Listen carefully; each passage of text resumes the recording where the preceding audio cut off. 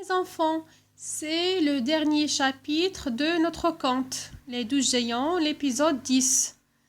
D'accord? Alors, avant de commencer notre séance de lecture d'aujourd'hui, l'épisode 10 bien sûr, rappelons qu'on a déjà vu la dernière fois. Alors, on a dit la dernière fois qu'Anastasia se précipite vers la forêt pour amener plus de pommes. Elle secoue le pommier sans permission de Géant. Est-ce là bien sûr, mais Janvier en colère. Alors il jette son bâton dans le feu. Et une violente tempête se lève. Et il prolonge la forêt dans un tourbillon de neige et de vent. D'accord? Alors aujourd'hui, je vous propose d'abord d'observer l'illustration. D'accord? Que voit-on sur l'illustration? Alors, on voit une chaumière, une petite maison de bois. Il y a deux arbres fleuris. Bien sûr, on voit une fille. Elle lève ses mains vers le haut. Peut-être elle est contente ou bien elle appelle quelqu'un. Peut-être c'est Maria, d'accord? Regardez le lieu, il est plein de fleurs. C'est bon, si vous voyez aussi il y a des oiseaux.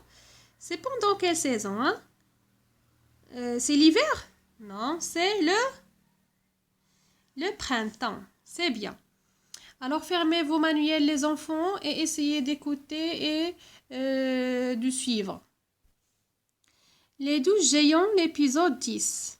Dans la chaumière, la mère guetta la fenêtre. Rongée d'inquiétude. Où est sa fille chérie? N'y tenant plus, elle chausse ses bottes et s'en va dans la bourrasque. On ne l'a pas revue cette nuit-là. Maria a si bon cœur qu'elle s'en inquiète. Le lendemain, la tempête apaisait. Elle grimpe jusqu'à la clairière des géants, appelant l'une et l'autre. Ils ne le trouvent pas. Elle ne les trouve pas. Nulle trace même des géants. La tempête a tout emporté. Maria comprend qu'il vivra désormais seul dans la chaumière. Anastasia et sa mère ne la tourmenteront plus. Elle guette le printemps, qui est le commencement du tout. Et vous savez quoi, les enfants? Cette année-là, en mars, des milliers de violettes ont tapissé les prairies alentour. Oui, Nina, comme au fond du jardin d'Omma. Alors, les enfants, ouvrez vos manuels, s'il vous plaît, et essayez de suivre bien avec moi. Je vais relire le texte pour une autre fois. Dans la chaumière, on a dit la chaumière que c'est une petite maison de bois. La mère guette à la fenêtre, rongée d'inquiétude. Guette, c'est le verbe guetter, c'est un verbe de premier groupe. C'est attendre avec impatience. La mère guette à la fenêtre, rongée d'inquiétude. L'inquiétude, c'est un nom féminin. C'est un état pénible déterminé par une souffrance que l'on craint. D'accord? Où est sa fille chérie? N'y tenant plus, il chausse ses bottes et s'en va dans la bourrasque. Chausse, c'est le verbe chausser, c'est mettre des chaussures à ses pieds. Il chausse ses bottes et s'en va dans la bourrasque. La bourrasque, les enfants, c'est un nom féminin, c'est un coup de vent violent, d'accord, de courte durée, bien sûr. Alors ici, les enfants, qui chausse ses bottes? C'est la mère d'Anastasia. On ne l'a pas revue cette nuit-là. Maria a si bon cœur qu'elle s'en inquiète. D'accord?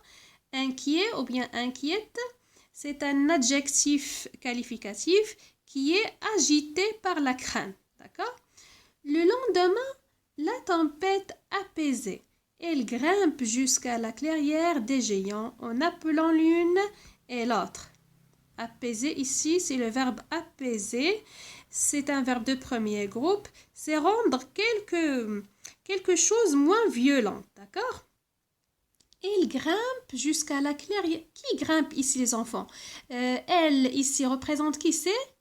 C'est Maria. D'accord? Elle grimpe jusqu'à la clairière des géants, appelant l'une et l'autre. D'accord? Appelant qui? Appelant Anastasia et sa mère.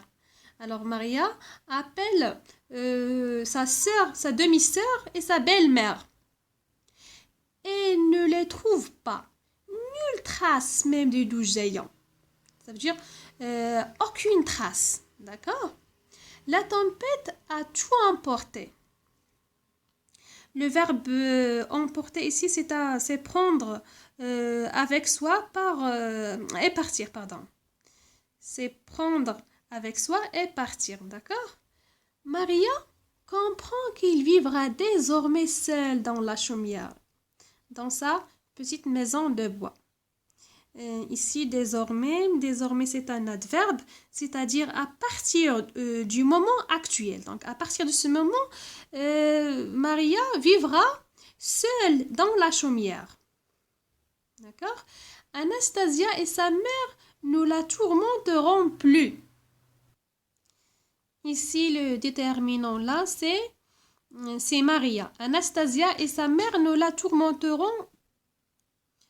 Tourmenteront, c'est le verbe tourmenterer. Tourmenter, pardon. C'est le verbe tourmenter. C'est un verbe de premier groupe. C'est faire souffrir physiquement et moralement. D'accord?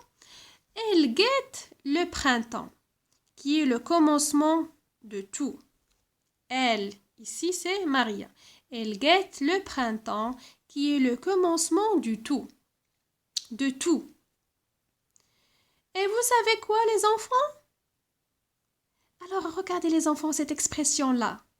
Bien, cette réplique, cette parole. Et vous savez quoi, les enfants? Qui a dit ça? Rappelons le premier chapitre. Qui raconte cette histoire? Les 12 géants. Qui raconte?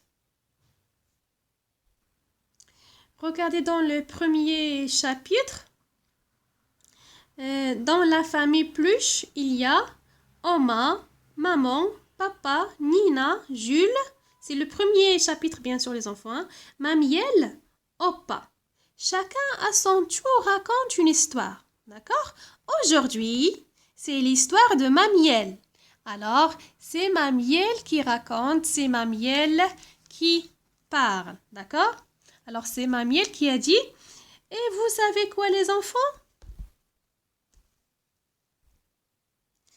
Cette année-là, en mars, des milliers de violettes ont tapissé les prairies alentour.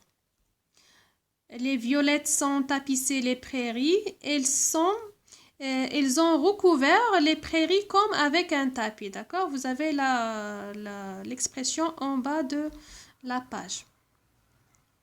Alentour, c'est tout autour. Oui, Nina. Comme au fond du jardin d'Oma.